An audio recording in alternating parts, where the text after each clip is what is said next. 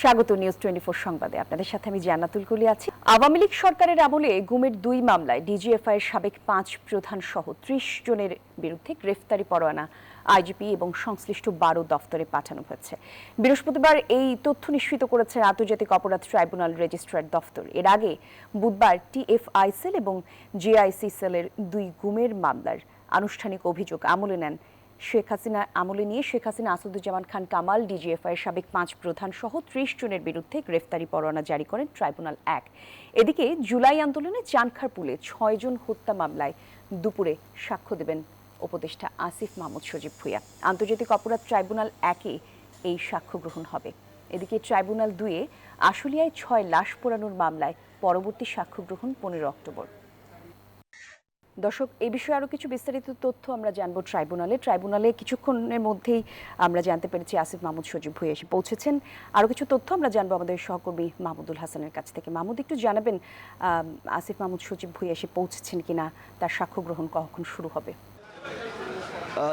জি, আপনাকে ধন্যবাদ জানাচ্ছি। ঠিক এই মুহূর্তে জুলাই আন্দোলনের অন্যতম সমন্বয়ক এবং বর্তমানে অন্তর্বর্তী সরকারের উপদেষ্টা আসিফ মাহমুদ সজীব ভুঁইয়া তিনি কিন্তু ট্রাইব্যুনালে এসে পৌঁছেছেন। তিনি বেলা 2টার পরে বিচারপতি গোলাম মুর্তুজা মজুমদারের নেতৃত্বাধীন যে ট্রাইব্যুনালটি, সেখানে চাংখারপুলের যে গণহত্যা হয়েছিল, 6 জনকে হত্যা, শহীদ আনাস সহ শিক্ষার্থীদেরকে যে হত্যা করা হয়েছিল, সেই ঘটনায় আসিফ আজকে ট্রাইব্যুনালে সাক্ষ্য দেবেন। তিনি প্রধান সমন্বয়কদের মধ্যে আজকে দ্বিতীয় কোনো সমন্বয়ক যিনি ট্রাইব্যুনালে এসে সাক্ষ্য দিচ্ছেন। এর আগে আমরা দেখেছি যে এনসিপির আহ্বায়ক নাহিদ ইসলাম তিনি ট্রাইব্যুনালে এসে শেখ হাসিনার বিরুদ্ধে মামলায় সাক্ষ্য দিয়েছিলেন। এরপরে আজকে আসিফ এসেছেন চাংখারপুলের মামলার সাক্ষ্য দিতে, এবং এর পিছনে কারণটি হচ্ছে চাংখারপুলের যে মামলাটি সেটি গত বছরের 5ই আগস্টের ঘটনা। ফ্যাসিস্ট সরকার যেদিন পালিয়ে যায়, শেখ হাসিনা যেদিন ভারতে পালিয়ে যায়, সেদিন ছাত্র জনতার যে কর্মসূচি ছিল লং মার্চ টু ঢাকা, সেই কর্মসূচি বাধা দেবার জন্য রাজধানীর চাংখারপুল সহ রাজধানীর বিভিন্ন প্রবেশ পয়েন্টে অবস্থান নেয় আইনশৃঙ্খলা বাহিনীর সদস্যরা, এবং তীব্র জনস্রোত যখন রাজধানীমুখী হয়, সেই জনস্রোতকে দমাতে আইনশৃঙ্খলা বাহিনীর সদস্যরা নির্বিচারে গুলিবর্ষণ করেন। সেই দিন আসিফ ঢাকা বিশ্ববিদ্যালয় ক্যাম্পাসে অবস্থান করছিলেন। তিনি যে তদন্ত কর্মকর্তার কাছে যে জবানবন্দিটি দিয়েছেন, সেখানে আসিফ উল্লেখ করেছেন যে সেদিন তিনি দুপুরের পরে ঢাকা বিশ্ববিদ্যালয় ক্যাম্পাসে আসেন, এবং পরবর্তীতে তিনি যখন চাংখারপুলের যে স্থানটিতে ছাত্র জনতাকে নির্বিচারে হত্যা করা হচ্ছিল, সেখানে যখন আসিফ যখন পৌঁছান, সেখানে তিনি দেখতে পান যে এই ছাত্র জনতাকে নির্মূল করার জন্য, দমন করার জন্য আইনশৃঙ্খলা বাহিনীর সদস্যরা সেখানে গুলিবর্ষণ করে, এবং সেই গুলিতে শহীদ হন স্কুল ছাত্র আনাস সহ 6 জনের বিরুদ্ধে মামলা চলছে। সেই স্কুল ছাত্র আনাস সেদিন তিনি মায়ের কাছে চিঠি লিখে গিয়েছিলেন যে, মা, আমি যদি এই আন্দোলন থেকে জীবিত না ফিরিয়ে আমাকে মাফ করে দিও। যেহেতু আসিফ এই ঘটনাটির একটি প্রত্যক্ষদর্শী একজন, এবং সেই ঘটনাটি সামনে থেকে দেখেছেন আসিফ, এবং পুরো জুলাই আন্দোলনটি তিনি একজন সমন্বয়কের দায়িত্ব পালন করেছেন, সেই ক্ষেত্রে আজকে তাকে স্টার উইটনেস অর্থাৎ একটি খুবই গুরুত্বপূর্ণ সাক্ষী হিসেবে বিবেচনা করা হচ্ছে। এই মুহূর্তে আসিফ মাহমুদ সজীব ভুঁইয়া ট্রাইব্যুনাল প্রাঙ্গণে এসে পৌঁছেছেন। দেখতে পাচ্ছেন গণমাধ্যম কর্মীদের যে ভিড় লক্ষ্য করা যাচ্ছে, এবং তাকে রিসিভ করার জন্য প্রসিকিউশনের কয়েকজন কর্মকর্তাও এখানে রয়েছেন। আসিফ এই মুহূর্তে গাড়ি থেকে বের হয়েছেন এবং তিনি প্রসিকিউশনে প্রবেশ করছেন, এবং একটু পরে আসিফ এই মামলায় সাক্ষ্য দেবেন। তার এই সাক্ষ্যটি বহুল কাঙ্ক্ষিত। আমরা অনেক দিন থেকেই শুনছিলাম আসিফ ট্রাইব্যুনালে আসবেন এবং জুলাই গণহত্যার বিষয়ে তিনি সাক্ষ্য দেবেন। আজকেই সেই দিন, এবং একটু পরেই বিচারপতি গোলাম মুর্তুজা মজুমদারের নেতৃত্বাধীন যে ট্রাইব্যুনাল 1-এ, সেখানে আসিফ সাক্ষ্য দেবেন, এবং তিনি যে তদন্ত কর্মকর্তার কাছে যে প্রতিবেদনটি জমা দিয়েছেন, যে তিনি জবানবন্দি দিয়েছেন, সেখানে কিন্তু 4 পৃষ্ঠার সেই জবানবন্দিতে অনেক বিষয় উঠে এসেছে। ফ্যাসিস্ট সরকার কিভাবে সেই 2018 সাল থেকেই কোটা আন্দোলনকারীদের একটি প্রতিপক্ষ মনে করে তাদেরকে দমন করার চেষ্টা করে। ফ্যাসিস্ট সরকারের তাদের জনগণকে অবৈধ শাসনকে দীর্ঘায়িত করার জন্য একটি মূল হাতিয়ার ছিল কোটা। এর মাধ্যমেই তারা তাদের নিজেদের যে লোকজনগুলোকে সেগুলোকে তারা চেয়েছে যে রাষ্ট্রযন্ত্রে ঢোকাতে এবং তাদের মাধ্যমে দীর্ঘায়িত করতে ফ্যাসিস্টের শাসন, তার বিরোধিতা করেছিলেন আসিফরা এবং তাই 18-র পথ ধরে পরবর্তীতে 2024-এ এসে তাদের এই আন্দোলন পূর্ণতা পায়। তো আজকে খুবই গুরুত্বপূর্ণ তার এই সাক্ষীটি এবং আসিফ এসেছেন। ট্রাইব্যুনালে যখন সাক্ষ্য গ্রহণ শুরু হবে তখন কিন্তু আমরা এই বিষয়ে আরও বিস্তারিত জানাতে পারবো যে সাক্ষ্যে আসিফ মাহমুদ সজীব ভুঁইয়া তার যে অভিজ্ঞতা থেকে কি বর্ণনা করলেন এবং ফ্যাসিস্ট সরকারের বিরুদ্ধে কোন প্রমাণগুলো তিনি তুলে ধরলেন। এই ছিল এখনকার মতো আমার কাছ থেকে ট্রাইব্যুনালের সর্বশেষ খবর। ধন্যবাদ আপনাকে মাহমুদ। ম্যান্ডেটবিহীন রাজনৈতিক দলগুলোকে সব সমস্যা সমাধানের দায়িত্ব দেয়নি দেশের জনগণ, এমন মন্তব্য করে বিএনপির স্থায়ী কমিটির সদস্য আমির খসরু মাহমুদ চৌধুরী বলেন, জুলাই সনদ বাস্তবায়নে যেসব বিষয়ে ঐক্যমত্য হয়েছে তা নিয়েই এগিয়ে যেতে হবে। সকালে বিএনপি মহাসচিব মির্জা ফখরুল ইসলাম আলমগীরের সঙ্গে সাক্ষাৎ করতে গুলশান কার্যালয়ে আসেন বাংলাদেশে নবনিযুক্ত জার্মানির রাষ্ট্রদূত ডক্টর রুডিগার লোটেস।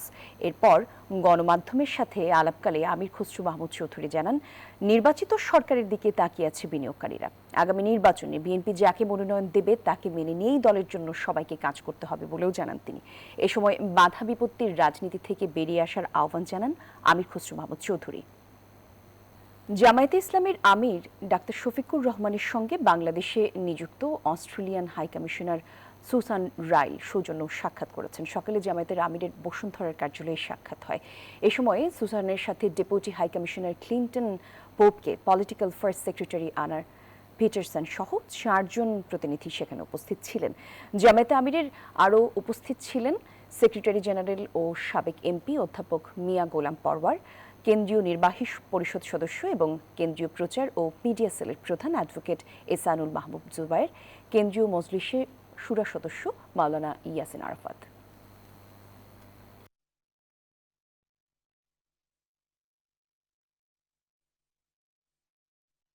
রাকসু নির্বাচন পর্যন্ত আন্দোলন স্থগিত রাখার ঘোষণা দিয়েছে অফিসার সমিতি। সকাল 11টায় রাজশাহী বিশ্ববিদ্যালয় অফিসার সমিতির কোষাধ্যক্ষ মাসুদ রানা এই তথ্য জানান। তিনি বলেন, আলটিমেটাম অনুযায়ী 7 কর্মদিবস শেষ হলেও নির্বাচনের স্বার্থে আগামী 16 অক্টোবর পর্যন্ত কোনো কর্মসূচি থাকবে না। এদিকে জমজমাট হয়ে উঠেছে রাকসু নির্বাচনের প্রচার প্রচারণা, যা বেলা বাড়ার সাথে সাথে বাড়তে থাকে। প্রার্থীরা বিভিন্ন একাডেমিক ভবন, আবাসিক হল, টুকিটাকি চত্বর, পরিবহন মার্কেট, চায়ের দোকান, একাডেমিক ভবন সংলগ্ন সড়কগুলোতে প্রচারপত্র বিতরণ করছেন, দিচ্ছেন নানা প্রতিশ্রুতি। আচরণবিধি লঙ্ঘন নিয়ে আছে পাল্টাপাল্টি অভিযোগ। আগামী 16 অক্টোবর ভোট গ্রহণ অনুষ্ঠিত হবে। যত সময় যাচ্ছে ক্যাম্পাসে আবার সেই আমেজটা ফিরে আসছে, এটা আমাদের জন্য খুব পজিটিভ একটা বিষয়। আর যদি ক্লাস পরীক্ষা এভাবে চলমান থাকে পুরো দমে, তাহলে আমরা আশা করি ভোটারদের উপস্থিতি অনেক বৃদ্ধি পাবে, আমাদের প্রচার প্রচারণাও আরো জোরালো হবে। অনেকে আবার ইনস্ট্যান্ট বলছে যে আমরা চাই যে সাধারণ শিক্ষার্থী থেকে আমাদের প্রতিনিধি নির্বাচিত হোক, এই বিষয়গুলো ভালো লাগছে। শিক্ষার্থী ভাই বোনেরা আসলে এখন ক্যাম্পাসে ক্লাসে ঢুকছে, শিক্ষার্থীদের আসলে পৌঁছে দিতে পারতেছি এবং খুব সারা পাচ্ছি। যারা বাড়িতে আসছে তারা চলে আসবে, আমরা যারা প্রার্থী আছি আমরা আশা করি আমরা ভালো কিছু করব। শিক্ষার্থীরা মিলে যত বড় অপশক্তি হোক তাদেরকে দমন করে আমরা আমাদের রাষ্ট্র আদায় করে নেব।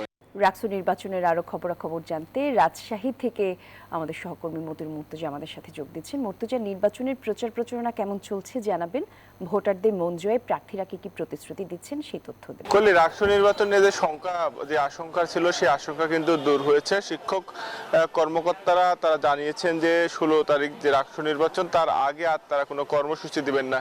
সেই জায়গা থেকে যারা প্রার্থী রয়েছেন তারা শঙ্কা মুক্ত হয়ে প্রচারণায় আরো বেশি মনোযোগ দিতে পেরেছেন বলে তারা কিন্তু জানিয়েছেন। আর সকাল থেকেই প্রচারণা চলছে, প্রার্থীরা নানা প্রতিশ্রুতি দিচ্ছেন ভোটারদের। তারা বলছেন যে তারা যদি জয়ী হতে পারেন তাহলে ভোটারদের যে সকল সমস্যা রয়েছে, শিক্ষার্থীদের যে সকল সমস্যা রয়েছে সেসব সমস্যার সমাধানে তারা কাজ করবেন। আর একই সাথে আমরা ভোটারদের সঙ্গেও কথা বলেছি, তারা বলছেন যে তাদের কাছে প্রার্থীরা এসে তাদের নির্বাচনী ইস্তেহারের কথা জানাচ্ছেন, তাদের কাছ থেকে ভোট চাচ্ছেন, দোয়া চাচ্ছেন এবং নির্বাচনে যারা জয়ী হবেন বলে তারা বলছেন যে তাদের শিক্ষার্থীদের জন্যই কাজ করবেন। তবে ভোটাররা বলছে তাদের কণ্ঠস্বর হয়ে যারা কথা বলবে, তাদের সমস্যা সমাধানে মনোযোগী হবে, তাদেরকে তারা ভোট দিবেন। আমরা নির্বাচন কমিশনের সঙ্গেও কথা বলেছি, তারা বলছেন যে সব প্রস্তুতি সম্পন্ন হয়েছে। বিশ্ববিদ্যালয় প্রশাসন সহ সব পক্ষের সঙ্গে কথা বলে একটি শান্তিপূর্ণ পরিবেশে অবাধ সুষ্ঠুভাবে রাষ্ট্র নির্বাচন সম্পন্ন করার ব্যাপারে তারা চেষ্টা করছেন এবং প্রস্তুতি সম্পন্ন হয়েছে। নির্ধারিত নির্ধারিত তারিখেই রাকসু নির্বাচন সম্পন্ন হবে বলে কিন্তু তারা জানিয়েছেন। আর আমরা দেখেছি যে বিকেল পর্যন্ত ক্যাম্পাসে বিভিন্ন একাডেমিক ভবন, চায়ের দোকান সব বিভিন্ন বাস স্ট্যান্ড, পরিবহন মার্কেটে কিন্তু প্রার্থীরা প্রচারণা চালান। তবে সন্ধ্যা থেকে রাত পর্যন্ত কিন্তু আবাসিক হল এবং ক্যাম্পাসের যে আশেপাশের এলাকাগুলো রয়েছে সেখানে অনাবাসিক শিক্ষার্থী যারা রয়েছেন তারা থাকেন, সেই সব জায়গায় প্রার্থীরা অনাবাসিক শিক্ষার্থীদের মধ্যে প্রচারণা চালান এবং রাত্রে আবাসিক হলের ভিতরে কিন্তু প্রচারণা চালাচ্ছেন প্রার্থীরা।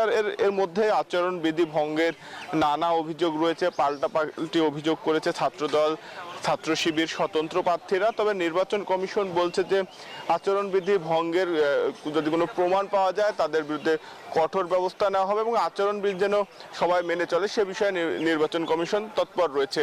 এই ছিল রাজশাহী বিশ্ববিদ্যালয় থেকে সর্বশেষ কলি। ধন্যবাদ আপনাকে। জমে উঠেছে চট্টগ্রাম বিশ্ববিদ্যালয় কেন্দ্রীয় ছাত্র সংসদ চাকসু নির্বাচন। ইশতেহার ঘোষণার পর সকল প্যানেলের প্রার্থীরা ছুটছেন, শিক্ষার্থীদের দাঁড়ে দাঁড়িয়ে দিচ্ছেন নানা প্রতিশ্রুতি। ইশতেহারে নারী শিক্ষার্থীদের নিরাপত্তা, সাইবার বুলিং, বাসযোগ্য ক্যাম্পাস বিনির্মাণের কথা ফুটে উঠেছে। এছাড়া নির্বাচনের আচরণবিধি লঙ্ঘনকে কেন্দ্র করে চলছে পাল্টাপাল্টি অভিযোগ। ছাত্রদল ও শিবিরের প্যানেল একে অপরের বিরুদ্ধে অভিযোগ তুলে উত্তাপ ছড়িয়েছে নির্বাচনী মাঠে।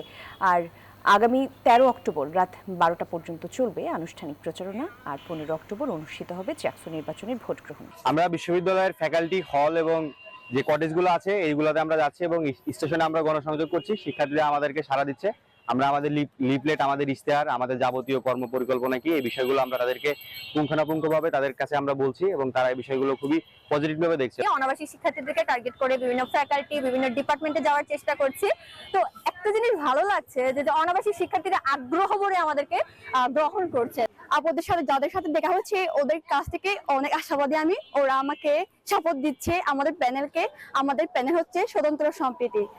নির্বাচনের আরো খবরাখবর জানাতে চট্টগ্রাম বিশ্ববিদ্যালয় থেকে সহকর্মী তামিম শরীফ যোগ দিচ্ছেন। তামিম, ইশতেহার ঘোষণার পর প্রার্থীদের ব্যস্ততা কেমন দেখছেন জানাবেন, আর ভোটাররা কি বলছেন সেই তথ্য জানাবেন। ধন্যবাদ কলি, আপনি যেমনটি বলছিলেন চট্টগ্রাম বিশ্ববিদ্যালয়ে যে নির্বাচনী এক উৎসাহ ও উদ্যোগ আমরা দেখতে পাচ্ছি। সকাল থেকে আমরা দেখছি যে বিভিন্ন ফ্যাকাল্টিতে প্রার্থীরা যাচ্ছেন, তারা ভোটারদের মন জয় করার জন্য যে ইশতেহার, সেই ইশতেহারের কথা বলছেন এবং কি তারা আরও বলছেন যে যোগ্য প্রার্থীকে তারা বেছে নেবেন। আমরা সকাল থেকে স্টেশনে এবং ডিপার্টমেন্টগুলোতে আমরা গিয়েছি, আমরা দেখি যে প্রার্থীদের মধ্যে যে একটা উৎসাহ যে